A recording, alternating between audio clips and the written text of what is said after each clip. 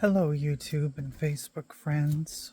I have a lot to say today, starting with the reason I want to be in love and I want to be someone's wife is because I want the protection of a man. I want someone to guide me, to protect me. I've been a warrior my whole life. I've fought my own battles my whole life, and now I would like it if someone else did it. You know, I just want to be a traditional housewife. And I may have an opinion, and I may say, you know, you shouldn't do this, it might hurt your business. But ultimately, it's going to be up to the man in the relationship. And then the other thing on my mind is the hate. And I wrote about this today on Facebook. Why the hate? You know, Charlie Kirk, he wasn't someone I revered. He wasn't someone that I respected. And my mother once said to me, and my mother's not all bad, like I said, my mother said to me, for every action, there's a reaction. So if you put hate out there, it's going to come back to you because somebody's going to feel the hurt of that hate, and somebody might come after you. And this is why I say hate is destroying us. Hate is destroying the United States of America. It's destroyed our democracy. It's destroyed our standing with the world. And I don't know that we can ever get it back. And I also want to say that violence and the act of violence is weakness. Absolute weakness. Strength and temperance and love is truly what we need. And that's what God is. You know, heaven would not be heavenly if people who hate, people who set their sights on certain groups of people like transgender people, LGBTQ people, black and brown people, how heavenly would it be if they were what ran heaven? It would not be heavenly. So I still wonder in my mind, you know,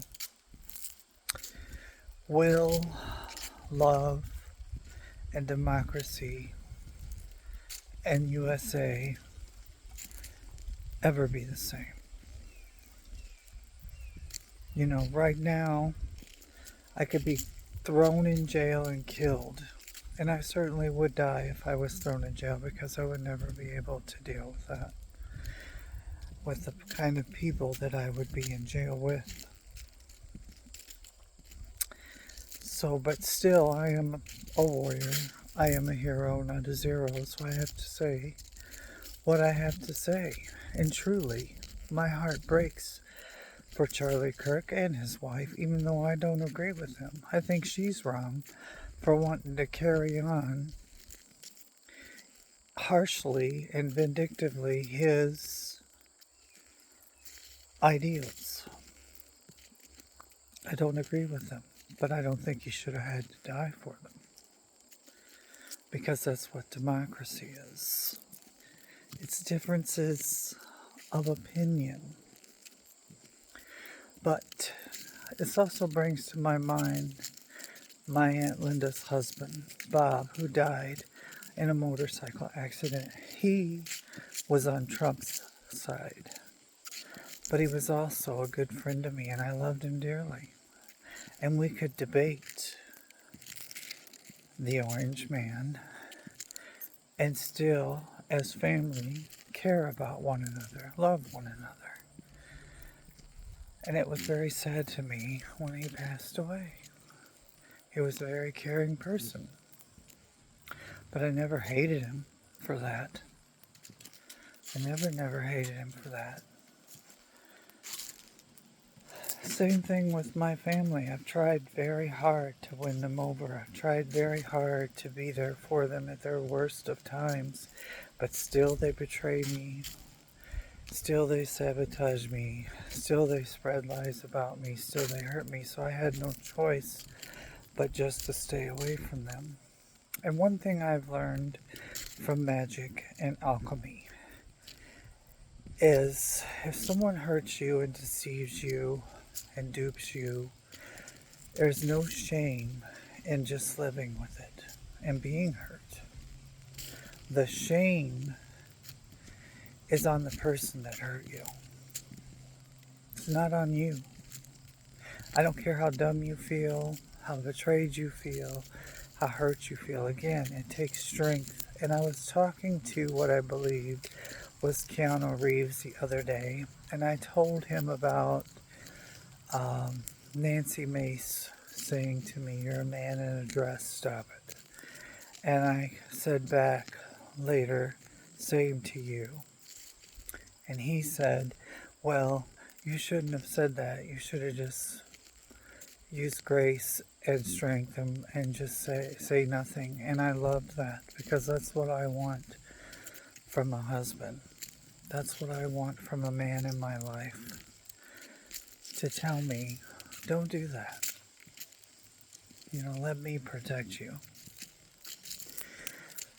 But he's not my husband. He's in Spain or Germany or wherever. And then the same thing goes for Elon Musk. If I was married to him, I would want the same thing. Right now I'm on my own. Nobody's saving me. I have to save myself. So I have no choice here but to decide what is best for me on my own. And I do think mostly if someone says something to me that upsets me, it's better not to say anything at all. And it's better not to take action in any way. It's better just to be quiet. It takes strength and endurance. It is weakness to respond in an angry way. It is strength to ignore and walk away and just live in the pain. And there's been no point in my life that I ever acted with violence. Oh, I've said things that I regret. None of us are perfect, which is what I said to Keanu Reeves. But he didn't know how much I loved that remark. So, that's where I'm at today. If you commit violence, you're weak. Because it takes strength to endure. And that makes you great. And that's the path I choose. I endure. A lot's being said against transgender people, and they are, from what I understand, finagling things from the different news things I watch and making things to be out things they're not. And as I've said, I still believe this poor man does not deserve to be shot and killed. Agree or disagree with him. He had a wife, he had children. I do not revere him in any way, but my heart breaks to see anyone killed violently.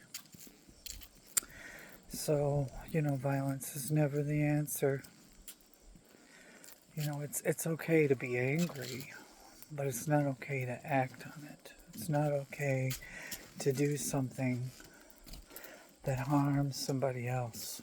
Even these people on the right who are saying things to transgender people that could cause someone to be so hurt and so disillusioned that they commit suicide, they're responsible for that death in the eyes of God. And then when eternity comes, they may have to answer for it.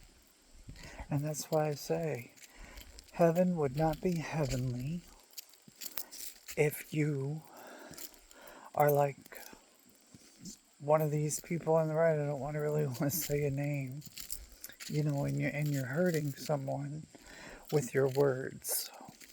And I'm trying to be very tempered in what I say right now, because I think we all need to learn love and kindness, and none of us are perfect.